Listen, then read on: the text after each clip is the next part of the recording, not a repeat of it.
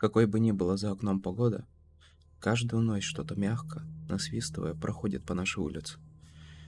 Когда он проходит мимо, это слышно и в гостиной, и на кухне. Это всегда происходит в одно и то же время, в 3:03. Поначалу звук слабый, идет откуда-то из аллеи рядом с особняком Карсона. Мы живем посередине улицы, из-за чего свистящий проходит мимо нас, исчезая в глухом тупике.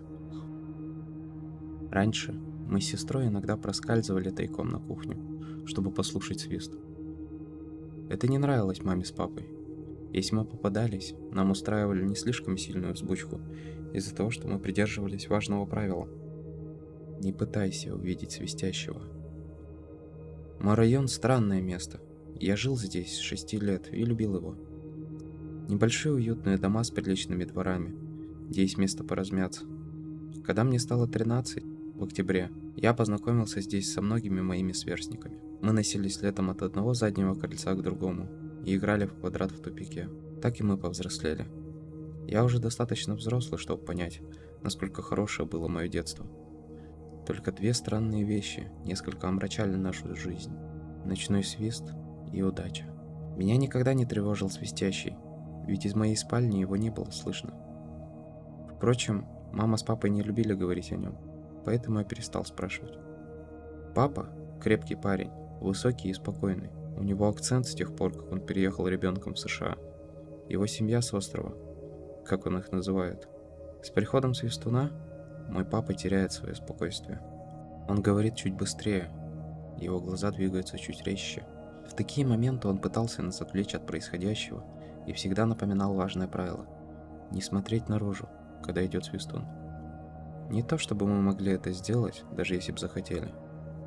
Понимаете, каждое окно закрывается ставнями, толстыми кусками тяжелого дерева. По ночам не увидите мельчайшего лунного лучика, поскольку ставни закрывают окна сверху донизу.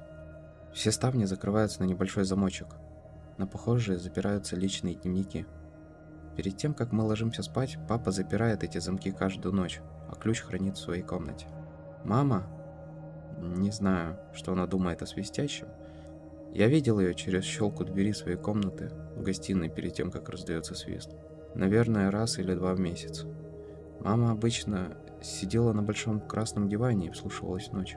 Каждую ночь свистящий насвистывал один и тот же мотив. Довольно веселый.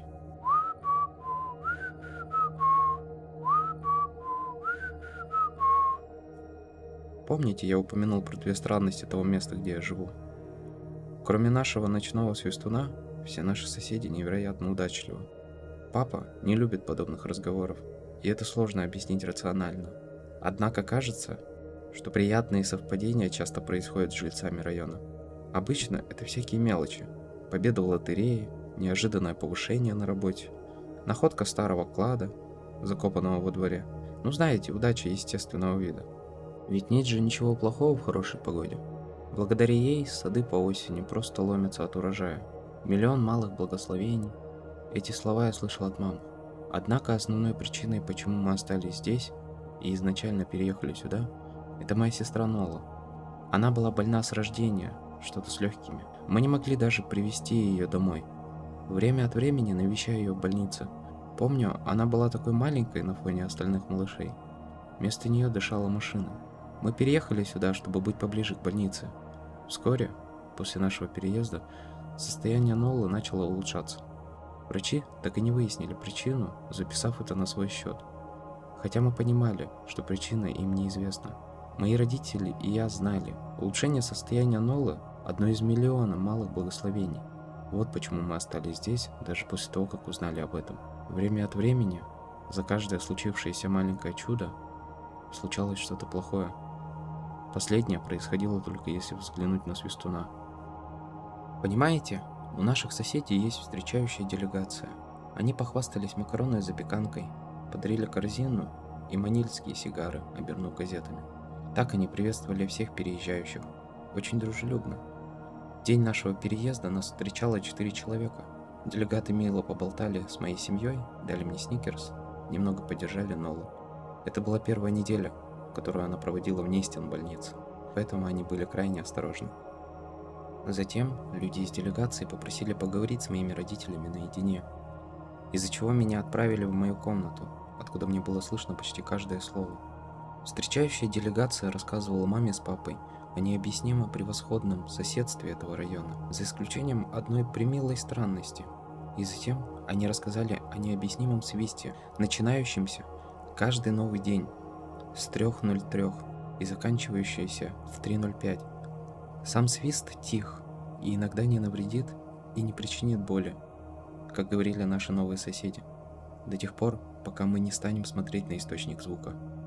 Примерно на этой части обстановка в комнате незаметно накалилась, и я вдавил свое ухо в дверь до боли, стараясь не упустить ни слова. У тех, кто пытался увидеть свистуна, монета удачи оборачивалась иной стороной, иногда фатально. Черная туча следовала за ними. Все, что могло обернуться не так, именно так и оборачивалось. Принесенная делегатами обертка манильских сигар вся состояла из новостных вырезок. История об автомобильных авариях и сломанных жизней, публичных суицидов и чудовищных случайностей. «Не каждый умирает», — говорила глава делегации папе. «Но жизнь покидает их. Даже если они живы, у них больше никогда не будет ни света в их глазах, ни огня в них самих, лишь пустая оболочка». Как я тогда понял, мама не восприняла это всерьез. Она все спрашивала, разыгрывают ли они такой розыгрыш с каждым новым соседом. В какой-то момент мама взбесилась, обвинив делегацию в том, что они пытаются отпугнуть нас от нашего нового дома.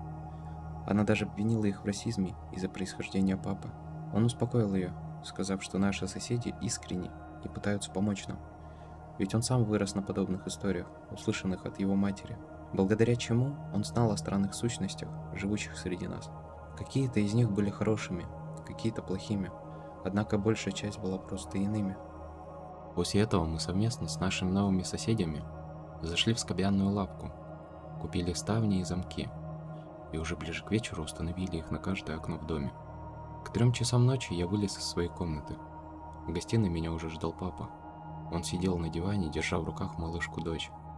Папа поднес палец к губам, но похлопал диван рядом с собой. Я присел и прислушался. И точно, в 3:03 мы услышали насвистывание.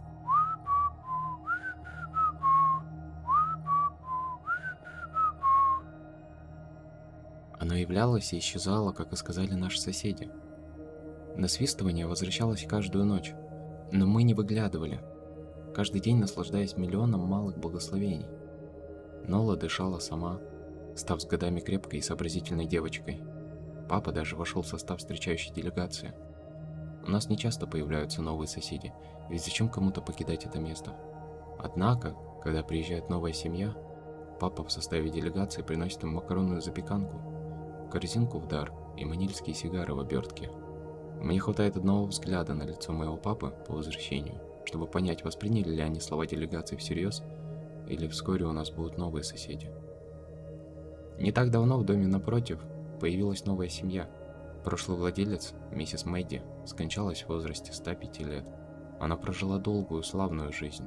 Казалось, наши новые соседи вписались так, как будто были здесь изначально. Они поверили встречающей делегации, прислушались к совету папы насчет ставней. У них самих был грудной младенец. Какие бы ни было газетные вырезки, не содержала обертка с сигарами, какие доказательства не приводил папа, он никогда не позволял нам увидеть их. Но я полагаю, он был пугающе убедителен, раз наши соседи без особых проблем прожили первый месяц. Как-то одной ночью, когда нашим новым соседям пришлось уехать из города, и они оставили с нами своего сына Холдена, ему было 12 лет, на год моложе меня. До этой ночи мне не доводилось тесно общаться с ним. Однако, стоило его родителям оставить его с нами на ужин, как у меня зародилось нехорошее предчувствие. «Вы знаете, кто всегда свистит по ночам?» — спросил Холден, стоило только родителям покинуть комнату. Мы сидели втроем в своем логове перед телевизором, на экране которого лениво тянулся какой-то диснеевский мульт. Я переглянулся с сестрой. «Мы не разговариваем об этом», — ответил я. «Ставлю на чокнутого, что живет в большом желтом доме на углу», — утвердительно сказал Холден. «Мистер Толлис?» — спросила сестра. «Не может быть, он очень добрый». Холден отмахнулся. «Тогда он еще и маньяк-убийца». Нола ощутимо напряглась. «Мы не разговариваем об этом», — повторил я. «Пойдем лучше в мою комнату и поиграем в Nintendo». Следующие несколько часов мы провели, играя в игры и поглощая попкорн. Затем посмотрели мульты. Обычная ночевка, но возрастающее беспокойство Холдена просто витало в воздухе. Затем родители пожелали спокойной ночи, заперли окна и отправились на боковую. После этого Холден встал из своего спального мешка и подошел к моей кровати, где сидел я с Нолой. «Вы вообще пытались посмотреть?» «Почти пора. Как в большинстве ночевок, мы с радостью отложили сон на попозже. Я в некотором замешательстве увидел, что он прав. Уже почти 3 часа ночи. Вздохнул. Нет, мы... Поймите, я не могу, я просто не могу попробовать заглянуть, потому что мой папа каждую ночь закрывает окна и прячет ключ. Он выпалил на одном дыхании, полностью проигнорировав меня. «Как и наш папа», — сказала на его тираду Нола. «Нет», — ответил Холден. «Нет, не прячет». «Ты видел, что он прячет?» — сказал я чуть резче, чем хотел. Холден ответил ухмылкой. «Ваш папа запирает окна?» «Ага. Но ключ-то он не прячет. Он держит ее на своем обычном брелке». «И?» — спросил я, подозревая, что уже знал ответ на свой вопрос. «Потому что после всех лет, прожитых здесь, папа больше не заботился о том, где лежал ключ по ночам. Потому что он знал, что мы отнеслись к этому всерьез. И после того, как твой папа запер ставни, и до того, как твои родители отправились спать, я ходил в туалет. И на обратном пути я мог случайно заглянуть в их комнату и заметил брелок на тумбочке. И, может быть, совершенно случайно я зашел и одолжил ключ от окон. Но ли и мне осталось только смотреть на то, как ширилась его ухмылка. «Лжешь!» — только и смог ответить я. Холден отмахнулся. «А ты проверь, если хочешь. Приоткрой дверь в комнату родителей и взгляни. Увидишь брелок аккуратно на тумбочке?» «Оставайся здесь», — сказал им обоим. «И лучше вообще не шевелитесь». Я поспешил к комнате родителей, однако замешкался у двери. Если Холден не лгал, папа рассердится. Настолько рассердится, что от одной мысли об этом мне уже было страшно. Но еще больше страшило открытое окно, в то время, когда Свистун бродил снаружи.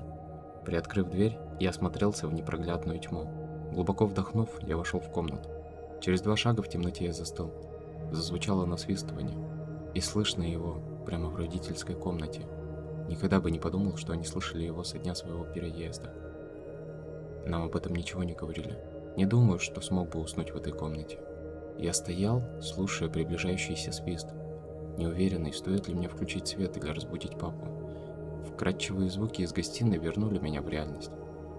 «Нола!» — крикнул, выбегая из родительской комнаты. Холден и Нола стояли рядом с окном у парадного входа. Холден не солгал. Я заметил, как он возится с замком. Затем раздался щелчок. У него был ключ. Холден рассмеялся. Рядом с ним, сутулившись, стояла Нола.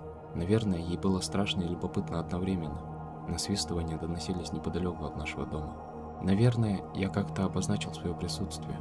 Не могу вспомнить. Время застыло, стрелка часов примерзла к циферблату, но я двигался.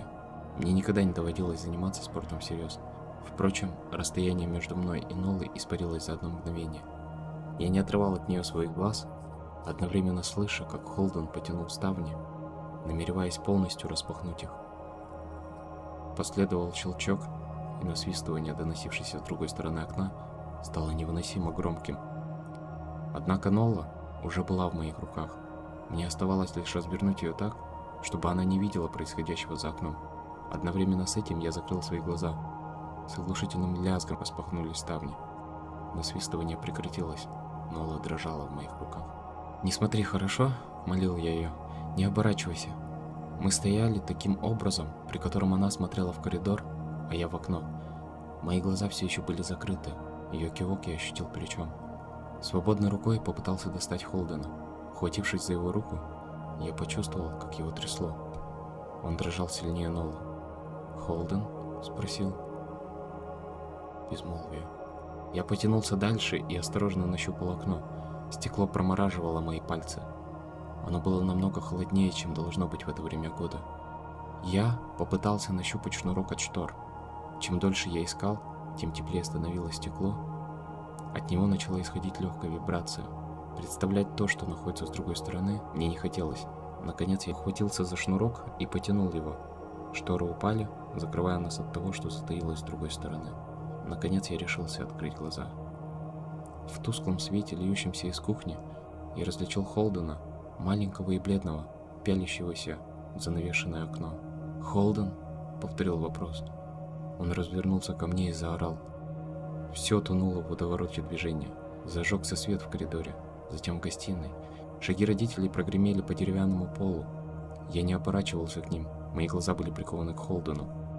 В неровном свете он выглядел белее мела. По его подбородку струилась тонкая струя крови. Похоже, он сильно прикусил губу и, кажется, обмочился. «Что стряслось?» — из-за моей спины раздался голос папы. Я кое-как оторвал взгляд от Холдена и оглянулся. Он посмотрел. Ни разу за всю жизнь я не видел, чтобы папа боялся чего-либо.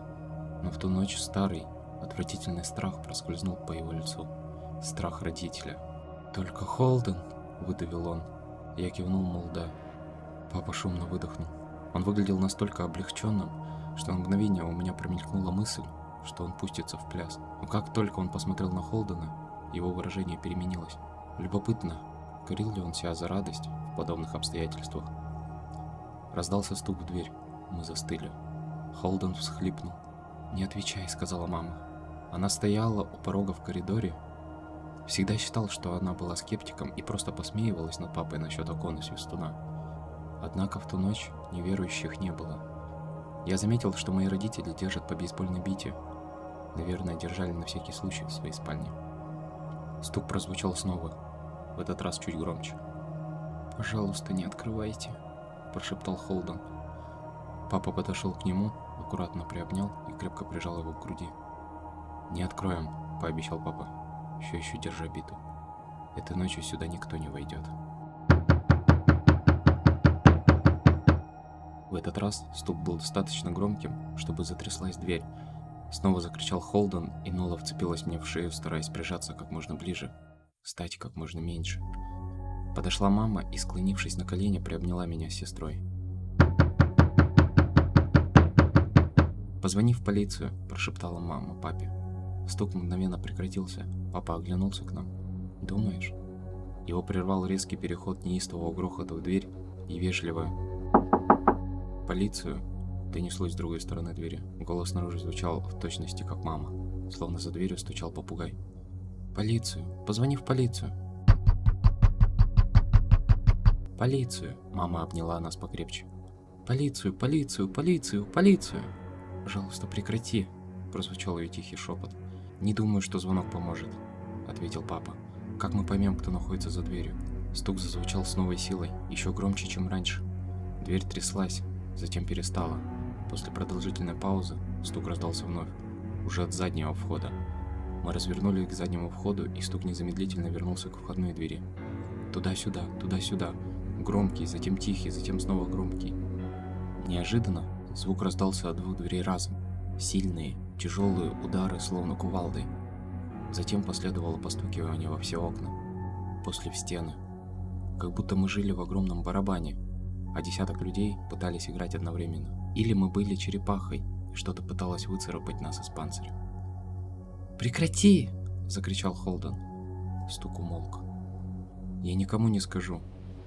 Говоря это, Холден не оторвал взгляд от двери. «Обещаю, я никому не скажу о том, что видел. Только, пожалуйста, уходи».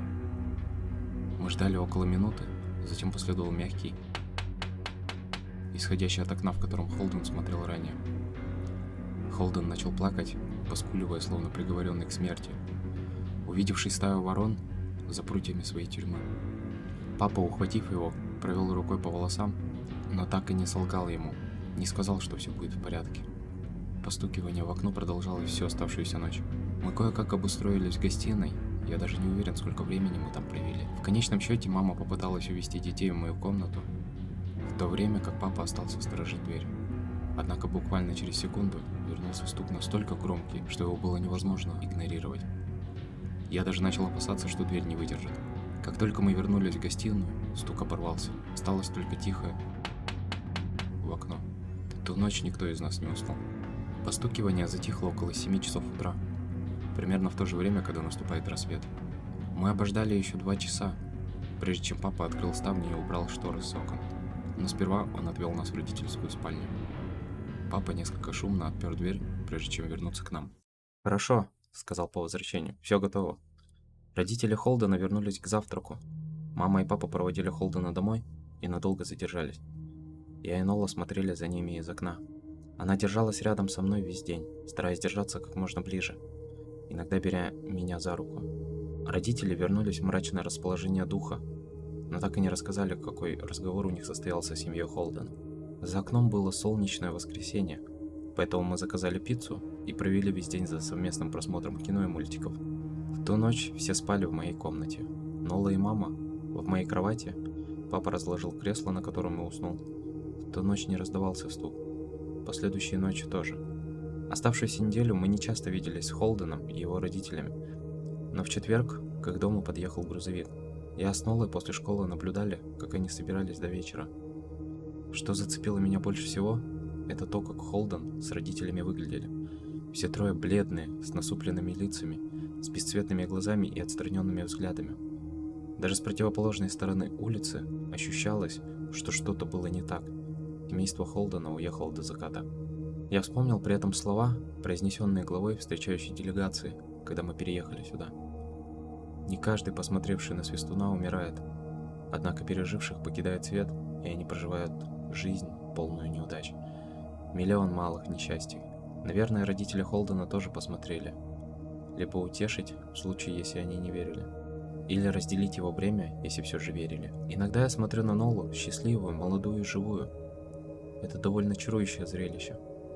Однако я никак не мог отделаться от вопроса, что если бы я был медлительнее, что если бы она посмотрела за окно? Посмотрел бы я?